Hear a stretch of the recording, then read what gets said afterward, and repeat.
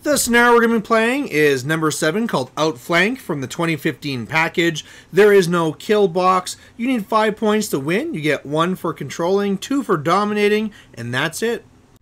So here we are again with the mercenaries, and again with Gorten. I don't know, this guy, he's been growing on me, and if you're worried about how he's all black and just primed, I'm actually physically painting him right now. And so don't worry, next time we'll have some paint on him. Now, from last game, I really want to get rid of Madeline Corbeau. She really didn't do what I thought she was going to do, but to be honest, when I head out for this game, I forgot to take her out. So we'll see how she does now. My opponent for this game is going to be BJ on the other side with his Legion of Everblight, and he is going to be running Vayl. Now, we just one-listed this, guys, and I gotta say that in this matchup in general, I'm not worried. Vayl is really about trying to get the long strike. She can really leash and all these things to really get far threat, and then she's also really good at doing a hit and run. Well, frankly, with my list with so much infantry, that's not an issue. You can come in and scream in and kill some Risen, I don't care. And if you want to kill some guys and leave, I'm just going to go and win by scenario. So I really don't feel this is a good matchup for him, but hey, you know, we can be surprised. One of the things I'll have to watch out for kind of is the Hex Hunters, who can of course charge in and then battle made something else, but once they come in and they kind of do their thing, I'll be able to counterattack and get rid of them. A bigger problem for me in this game will be this river going right down the board. So he won the initiative for this game and he wanted to go first. I really actually feel the other side of this board here, the one with the walls, is the better one. But to me, I didn't really care because I was going to be planning to move past that point anyway, because Gorten wants to dominate. And then as well, I just didn't want to move because I started over here. So I took this side. So when he deployed to put everything on the right side of the river, I realized that I'm probably going to be working on the left side. So I kind of put a lot of my assassins and the eliminators there on the right side. Then this kind of got confirmed when we did AD. And so the press gangers are up there too. And really, guys, my plan is just to fight it out in that right zone, contest it. I mean, if I can score a point, sure, why not? But I really feel like the left zone, that's where I'm going to be dominating and really trying to take over. So we'll see if it plays out that way. So like I said, he had first turn, he had leash up onto the Scythian, moved it even up further.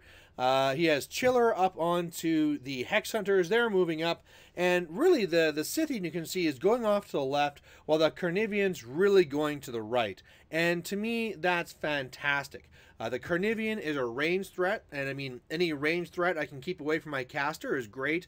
Plus the Scythian, his Animus makes it so he gets to ignore tough. So if he's away from the massive, what I plan to be, press ganger battle on the right zone, that's fantastic. Now, I'm actually going to have to do this a little bit different than I normally do. Normally, I'd be like, press gangers run, and I just get into your face.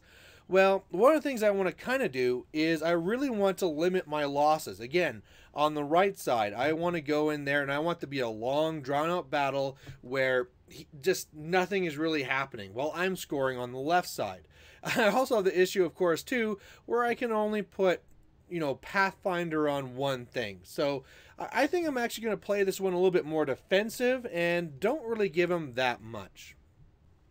So that's what I do. As you can see here, I actually put Pathfinder onto the Kayazi Assassins, and they didn't really do too much. I mean, there's just so many models in the way. And so I run a couple of models up, but not too much.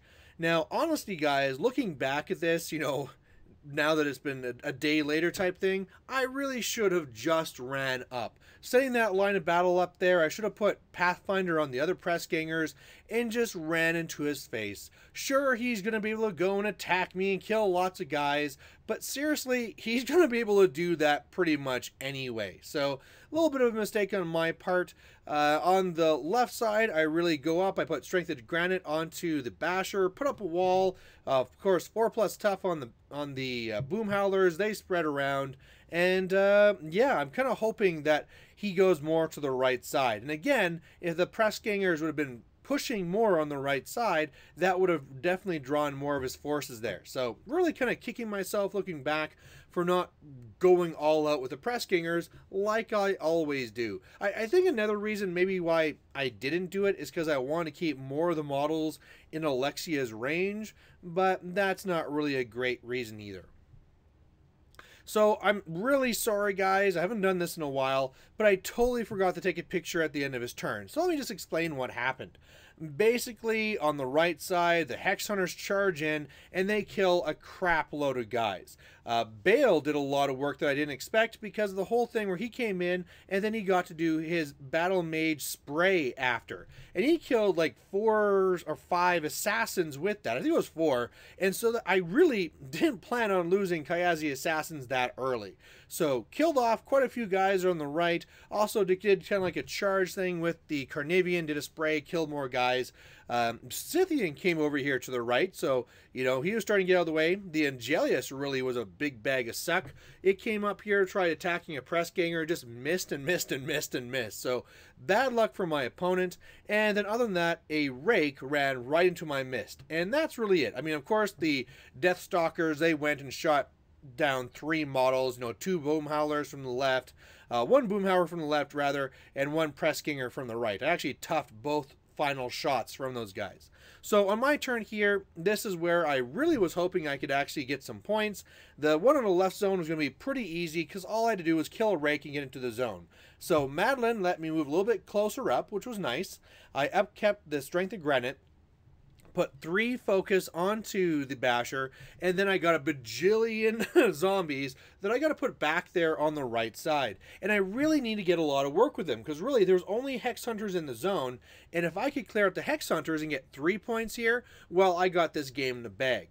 So anyway, I put the zombies back there, Alexia goes, and they're only able to kill off 2 of the 3 Hex Hunters back there. So that was unfortunate. Hawk charges in and kills Vayl, so little 2-sword versus 2-sword action there. And otherwise, press gangers counterattacking and assassins and blah blah blah. Basically, I kill off every single Hex Hunter except for 2. So whatever. I also have tough going on to the Risen and Alexia. Unfortunately, in the way that I positioned my Risen, when Orin went up to do the null zone, he could really not move that far up. So some bad positioning on my part. Otherwise, on the left, the Basher gets to slam for free. I boost a hit. I'm too close to slam him away, but I do knock him down. And then, yeah, that's a dud rake. Otherwise, Boom Howler is going for 4+ tough again. They're just really rushing up to go up and engage the Deathstalker on the left. And also, I got 1 charge on the Angelius, which actually connected and did a lot of damage. So, getting pretty lucky. With that, same thing on the right as well. I connected with 1 press ganger on the Carnivian and actually did some okay damage. So kind of funny how these little kind of like random charges are doing work for me.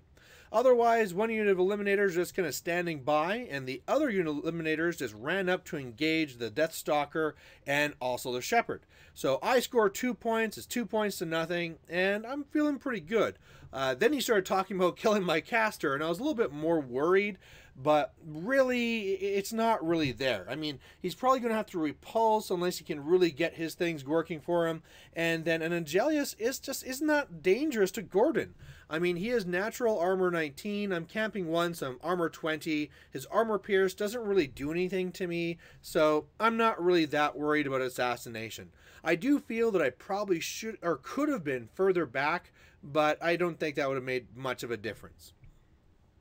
So on his turn, he does his best to clear things up, and he does kind of eventually, from the shots and the magic and all these things, clear kind of a hole here. He does take a free strike onto the Angelius, takes a little bit more damage, but he charges over here, does a armor pierce attack to the Basher, doing some solid damage, and then trying to do something onto Gorten, but nothing really going on here.